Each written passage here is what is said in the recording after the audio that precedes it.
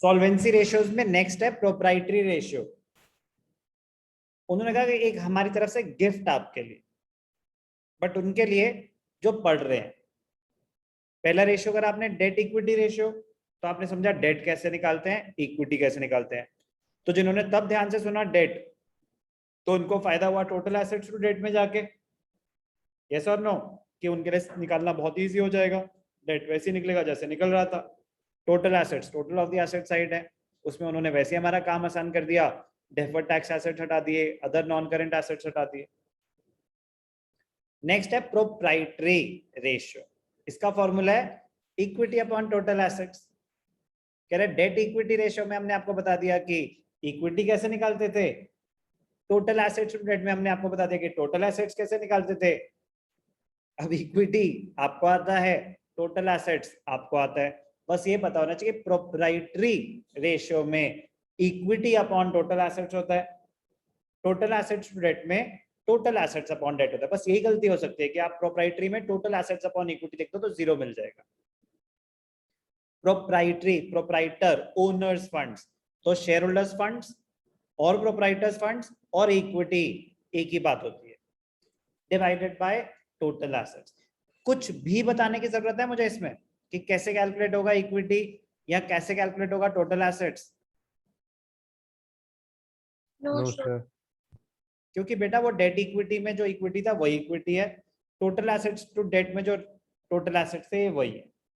तो प्लीज ये ध्यान रखना है कि proprietary ratio can be expressed as a pure ratio और एज अ परसेंटेज। कहीं कहीं पे प्रोप्राइटरी रेशियो का एज अ परसेंटेज भी शो किया जाता है, कुछ मेंशन नहीं है, तो आप प्योर रेशियो के फॉर्म में ही रखना सॉल्वेंसी रेशियोज।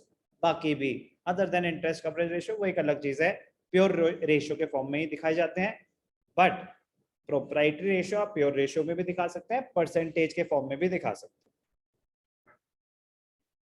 तो सपोज प्रोप्राइटर्स फंड्स 12 लाख हैं और टोटल एसेट्स हैं 16 लाख, तो 12 लाख डिवाइडेड बाय 16 लाख 3/4, तो 0.75 1:1 के टर्म्स में लिखना चाहिए हमेशा, या फिर 75%, एक ही बात।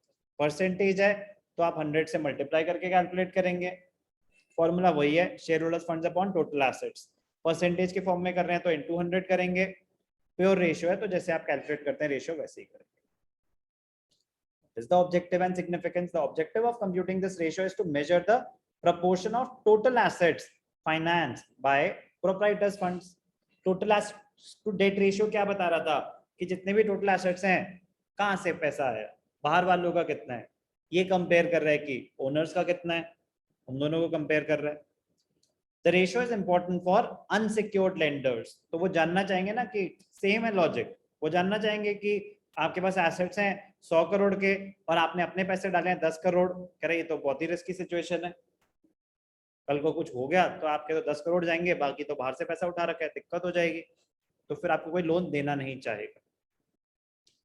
High proprietary ratio, high proprietary ratio मतलब शेयर होल्डर फंड ज्यादा है तो अच्छी बात है, it means adequate safety for unsecured lenders and creditors. But a very high ratio means improper mix of shareholders funds and loan funds. तो कह रहे फिर आपने ज्यादा कैपेसिटी अपनी यूज नहीं करी हुई, आप मार्केट से और पैसा उठा सकते हो, मार्केट से और पैसा उठाओगे तो ग्रोथ और होगी ना, मतलब बेसिकली पैसा और रेज किया जा सकता है, आप अपनी पूरी कैपेसिटी यूज ही नहीं कर रहे तो उतनी ग्रोथ नहीं होगी, उतनी इनकम जनरेट नहीं होगी। और लो प्रोप्राइटरी रेशियो वो तो भैया बड़ी ही रिस्की सिचुएशन है, कह रहा हो सकता है आपके पैसे ना मिल पाए क्योंकि ओनर ने बहुत कम पैसे डाले हैं, कल को कुछ हुआ तो वो तो पहले से ही डर के बैठा हुआ है, इसलिए उसने अपने ज्यादा पैसे डाले ही नहीं। Proprietary ratio share holders funds upon total assets pure ratio के फॉर्म में, और it can be expressed as a percentage share holders funds upon total assets into 100। Equity हम कर चुके हैं, टोटल एसेट्स हम कर चुके हैं। एक क्वेश्चन करके दिखा देता हूं आपकी मन की तसल्ली के लिए, इसमें मैं डेट इक्विटी रेशियो कैलकुलेट नहीं कर रहा, सिर्फ प्रोप्राइटरी रेशियो कैलकुलेट कर रहा हूं।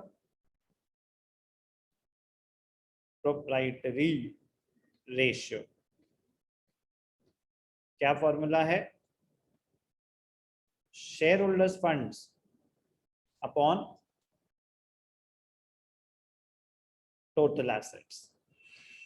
Equity share capital, equity preference share capital, equity reserves and surplus head है, तो ये दोनों ही आ जाएंगे, दोनों ही इक्विटी का पार्ट.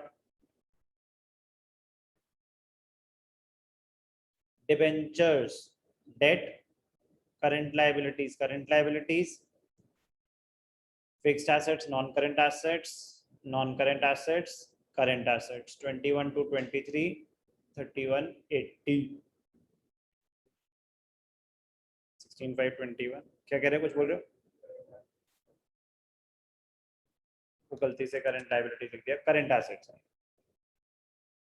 ओके, तो हमें टोटल एसेट्स गिवन है 21 to 23, 831, 80. शेयर होल्डर्स फंड्स कितने हैं? 2 + 3 5, 7, 8, 9. Share holder funds 9 lakh divided by 23, 8, 31, 80. तो ऐसी छोटी मोटी कैलकुलेशन तो तुम लोग कर ही लोगे. कितने जीरो हैं? तो 90 डिवाइडेड बाय 380, तो 0.28:1. अगर आप प्योर रेशियो में दे रहे हैं, परसेंटेज में दे रहे हैं, तो 9 लाख अपॉन 3180 इंटू 100, तो क्या हो जाएगा? 28.3%. क्योंकि वो 0.3 आ रहा था तो 2 डेसिमल प्लेसेस पे मैंने राउंड ऑफ कर दिया. ठीक है, 9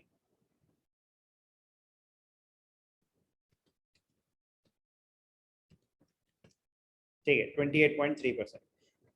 इजी, मतलब समझ आया ना कि अगर मैं नहीं भी बताता, सिर्फ फॉर्मूला लिख देता तो आप कर लेते. यस और नो?